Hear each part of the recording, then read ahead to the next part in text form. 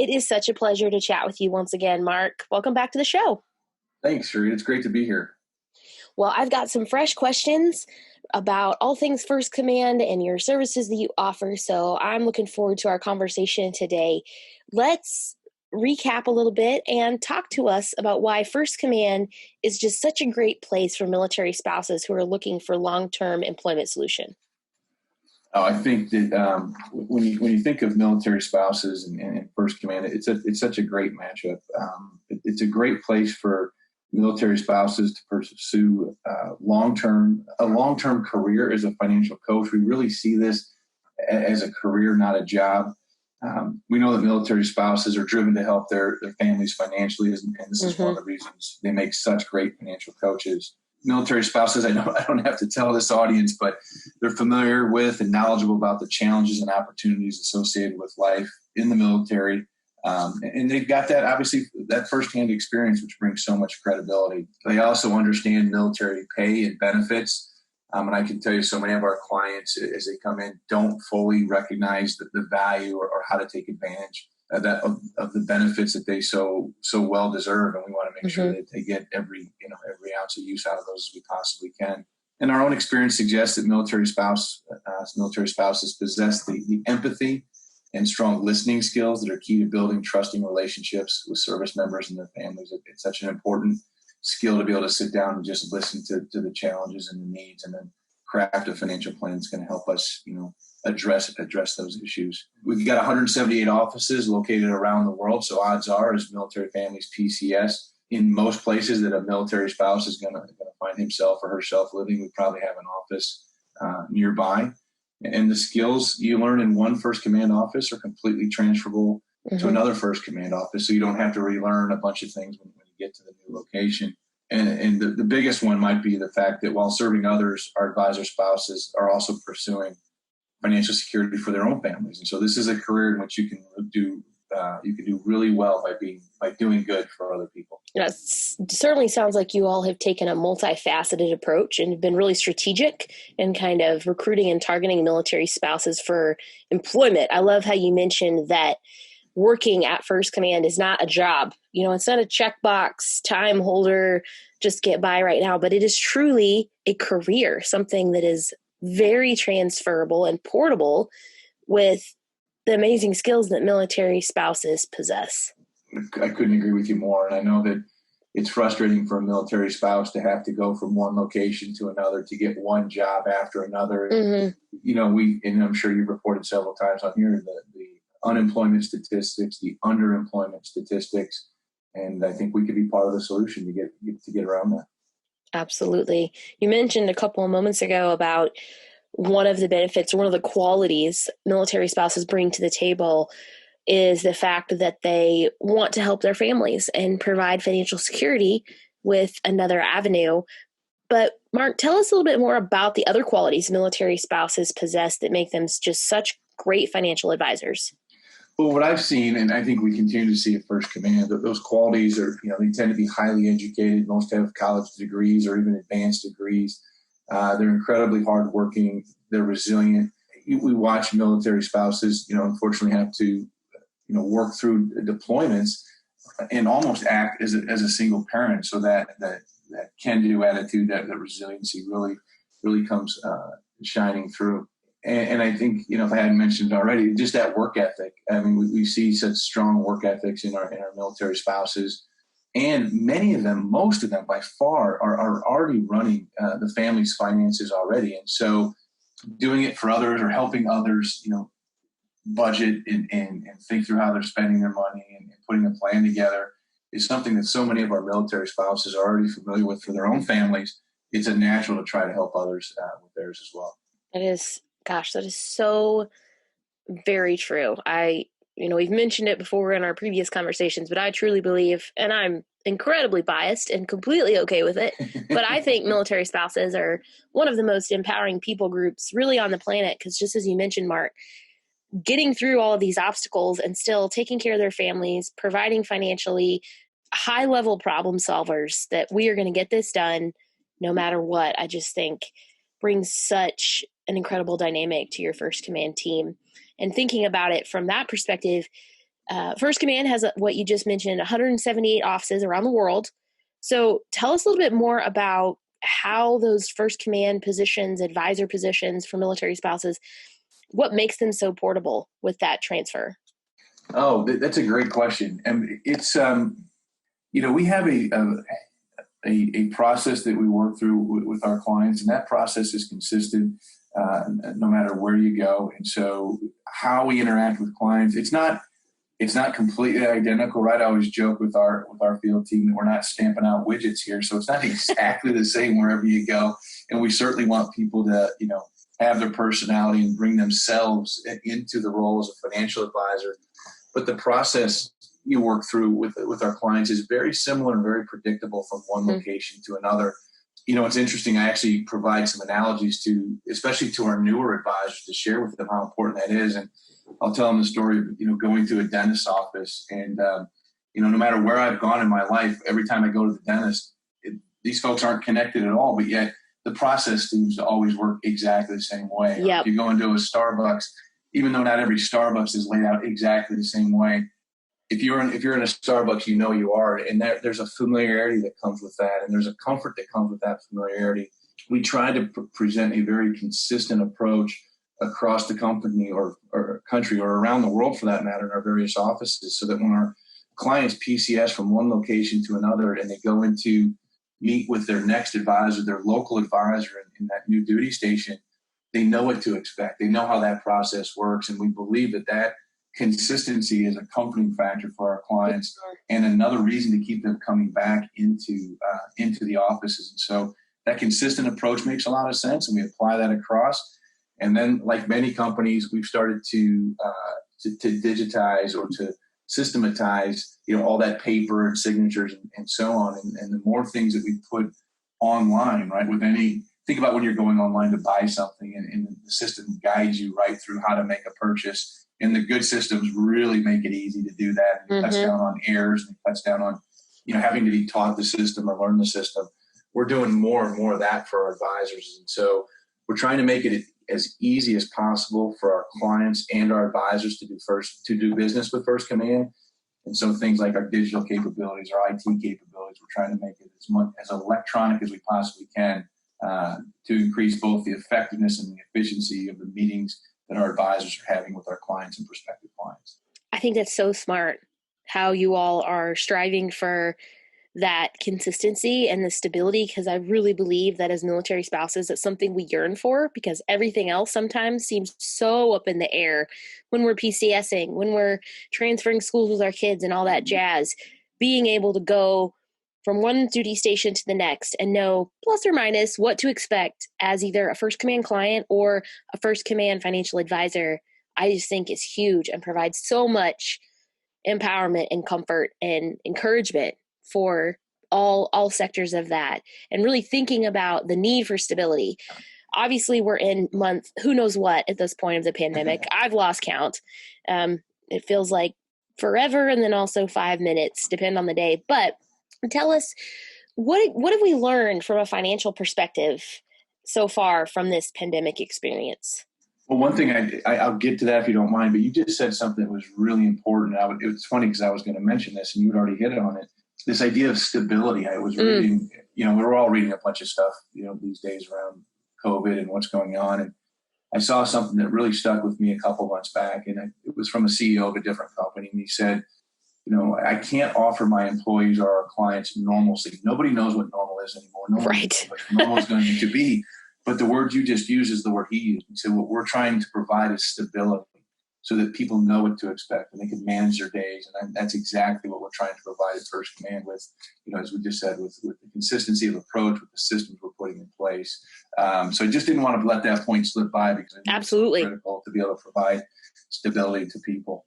To your question about what we've learned through all of this, boy, it's a great time to have a plan, something to stick to, and something to go back and revisit and ensure that you're still on track.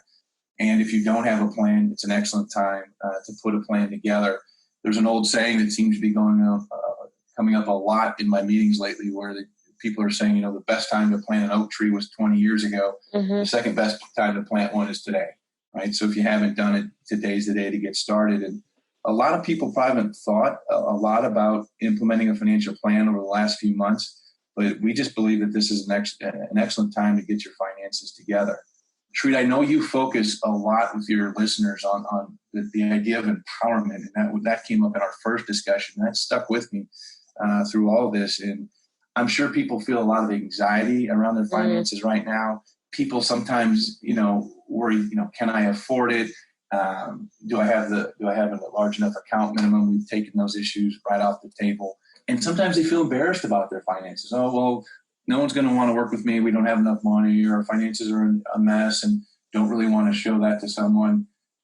Some of this is just like no different than if you felt like you wanted to get in better physical shape. Mm-hmm. Some point you might need a coach, you might need a trainer. And it just takes that first step of sitting down with somebody and admitting what it is you're trying to accomplish, and allowing somebody, an expert, to sit down with you and try to help you through those things. So if we can empower folks by helping them take that first step, sitting down and talking to a professional, that's going to get that process started. And once it's started, that momentum seems to take care of itself. And this is a good time, I think, and we think at First Command, to sit down and do this. I mean, many of us, things have slowed down a bit. We're not going out and doing a lot of the personal things or the extracurricular things we used to do when the economy was much more open in the pre-COVID days. And I still hear some people saying, well, when this gets behind us, we'll do this. Or when COVID gets behind us, we'll do that.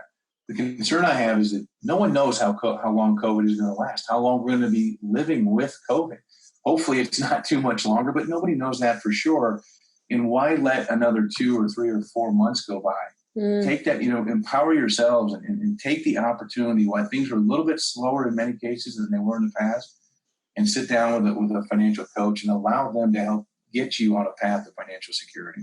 Thinking about moving and taking that first step, because I think you're so right, Mark, is that first step, whether it's, financial planning or going to the gym, to physically improve yourself. But from a financial perspective, that first step can be quite intimidating. But you guys really, I think, make it easy. And I'm speaking from personal experience here, because First Command has financial plans that are free for active duty military families.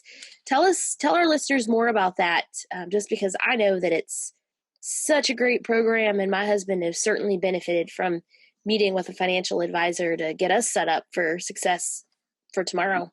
There is no cost for a financial plan for active duty military families in First Command. What we've seen is the average American thinks that financial planning is just a high-end service only available to the wealthy. They don't even think financial planning is available to them. And if it was available, I think the underlying assumption is, well, I can't afford that. But that's not true at First Command. We're committed to serving the financial needs of our nation's active duty military families. We know that the best way to get started, the best way to get financially squared away, is through a financial plan. And we also know that the earlier in your career you get started planning, the better chance you have at getting on a path to financial security. So our thought process years back was, well, let's just take cost off the table.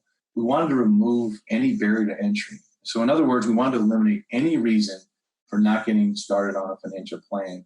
And that's why we don't charge planning fees for active duty military families. We also don't have an account minimum, and that's something that we've held true to, as far as I know, for the entire history of the company. It was another reason that we could take off the table of someone saying, well, I don't have the, and the numbers vary. I don't have the $100,000 or $250,000 to put into an account to open it.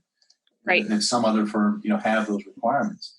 We know the challenges of the military lifestyle. We know what military families get paid.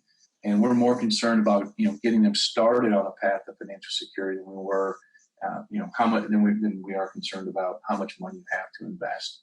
We actually have a saying at First Command that we use a lot, and that's we don't chase wealth, we build it, which means we're not out there prospecting folks with tens of millions of dollars like large wealth management firms. We're committed to serving the military, and we're willing and we want to work with them literally from the ground up. So even if it's a real small monthly investment that we start with, starting with something, even if it's small, is better than not starting at all.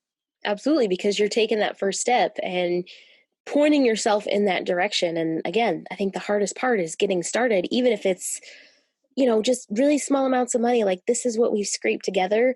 It teaches us as military families what that looks like to what you just mentioned, start building wealth so that when the time comes to first retire from the military or ETS, and then eventually like retire, we're set up and we can enjoy some of those things that we've worked so hard for instead of kind of being caught confused or unprepared. And I really appreciate your commitment to that, making sure that military families are equipped for the future when they retire those boots and get back to the civilian world.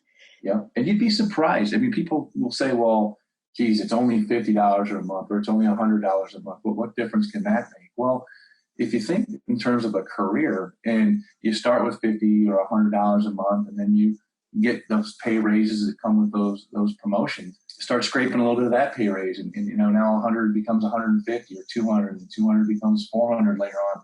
And you're not going to be an overnight success. This is in no way a get rich quick approach. But then 10 or 15 or 20 years later, our clients look back at their portfolios and they wonder, how did my portfolio get so large? And it's just really basic fundamental approach, starting small and just building this over time and sticking with your financial plan. You will be amazed what that can accumulate to over a lifetime or over a career or over 10 or 20 years. I think it definitely is like a marathon approach and not a sprint. And I think that's the challenge with the world in which we live. We want that sprint wealth, but that's the wealth that really doesn't last. It's the marathon of like, wow, we were consistent and we were faithful working with this company who believed in us and coached us and encouraged us and challenged us to do things that we wouldn't have known how to otherwise. And now look where we're setting, we're in a good place 5, 10, 15, 20, 30, 40 years later. And Absolutely. I think that's really beautiful what you guys are doing there. Thinking about tips for military families, what are some things you'd say to military families that are really specific to this time that we're in right now? Again, I think with it being a little bit slower, some ways I think we're a little bit busier, but I know that we've got more family time around here than we used to. It just takes, me, shutting my computer off at night and stepping away from it because we're all working from home. But, just sitting down together and estimating expenses with your spouse or significant other is a great place to start. Determine how you're going to track everything. I would recommend on a weekly basis. If you wait till monthly, it could get away from you. And it's a little bit easier to do it weekly. And if you really are diligent about just spending a little bit of time each week, you'll be amazed at what you're going to learn and understand about how you're spending your money, where that goes. If you've got money that you think, well, geez, we've done without it for, as you said earlier, 4 months or 5 months or however many months at this point, is this something we can do without permanently? Could we put that into that money into a savings plan or maybe a long-term plan, investment plan, or even TSP for that matter? I would also recommend that your financial documents, your passwords, all those things, either get them in one location inside of a book, or if you're more technologically proficient, do that on the computer, but make sure you've got a backup, whether that's digital or whether it's on paper. Make sure you've got a backup for that. I know for us, we just got I don't even call it a safe. It's just a little firebox that we have in the closet here. And we just put the information there, lock that up. So God forbid anything happened we need to access it.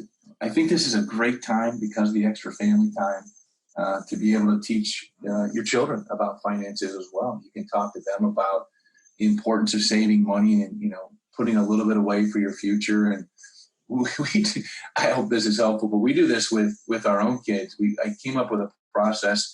It's not a real in-depth process, but a process a long time ago when especially grandparents would send birthday cards and with money inside of it or other things for the kids around the holidays. And I came to an agreement with them a long time ago. I said, if the gift comes in cash, it's yours to spend. If the gift comes in a check, I get the check and then I immediately deposit it into a savings account. Oh, and that's been years. And so what happens now, you'll see them open the card, and if it's cash, they kind of get a smile on their face. Yeah. Exactly. And it's a check. Yeah, it's a little bit of a frown. Yeah, exactly. No, not check. But they'll just, I don't have to say a word. They walk right over to me and they hand me the check. And then I'm like, okay, it's going into your savings account. And they'll ask me, well, what's this for? I'm like, well, when you're older, you're going to, it's for when you're older, and you're going to have to trust me. But when you need it, you're going to be happy it's there. Yep. And so what I like about this too is if I know it's going to be a big gift, I could call the grandparents or the family ahead of time and say, can you send this one in a check or can you send this one in cash? And you can get a little bit ahead of it too, but it helps. And it's a good split for them. And it's just something that they probably got. I don't share with them how much is in their savings account because I don't want them thinking about tapping into it. But again, a little bit here, a little bit there, give it some time, and they'll have some money when they get out of college that, when they need it, that money's going to be there for them. Yeah, we've kind of started doing that. I mean, with our 7-year-old, not necessarily the check thing, because right now she has $18 and she just tells everybody and she's so excited about it and it's hilarious. She's like, "Can I go buy this?" I'm like, "Baby, that's way more than $18." Right. But, we've kind of started teaching her like, okay, you got $5 for this, let's put $1 tied to the church, $1 for, savings, and then you can have the 3. And so that's been really interesting to see her like process, and the fact that she's not pushing back or fighting and being like, "Oh, this is a good thing." I think starting that young, Mark, just like you said, you do with your kids, it's a very proactive approach to teaching our kiddos about finances, especially as we continue to weather this no plan of all things COVID-19 pandemic. So exactly. And those lessons stick. I think back to, the things we learn as children and those things that get imprinted in our brain when we're young, and then you put it into practice, right? Where they're actually not just learning it, but doing it and reinforcing those lessons. I firmly believe that sticks with people for the rest of their lives. Absolutely. They're like little sponges, and it's amazing. Like, how do you remember that? Wow. Okay. Apparently that worked. It's good. I should keep doing that. Exactly. Well, Mark, I once again have thoroughly enjoyed our conversation, but our time together is almost done for today. I would love for you to share with our listeners where they can go to find even more empowering information about First Command services and military spouse and veteran employment opportunities. Happy to do it. Just go to firstcommand.com, click on Get Started, and you can find a financial coach near you, and you can also learn about careers as a financial advisor at First Command. They're both right there under that Get Started tab, or button, I should say. Well, Mark, thanks again for your continued engagement with our network. I know that you're leading a very empowering financial advisory network, but your expertise and your support of our organization is priceless. You're certainly empowering military families around the globe, and we thank you for that. Well, it's our pleasure to do that, and it's always a pleasure to come on your program and share some time with you, Shreya. So thank you very much for having me again. Absolutely. And listeners, I encourage you to go ahead and get connected with First Command Financial Services, both in person in one of those 178 offices around the globe, and also online, as Mark just shared. You can check them out on Facebook, Twitter, and Instagram at First Command. So it's just like it says, FIRSTCOMMAND, or you can reach out to Mark on LinkedIn personally by searching Mark Steffe, STEFFE. Now, we'll cue over back to our host.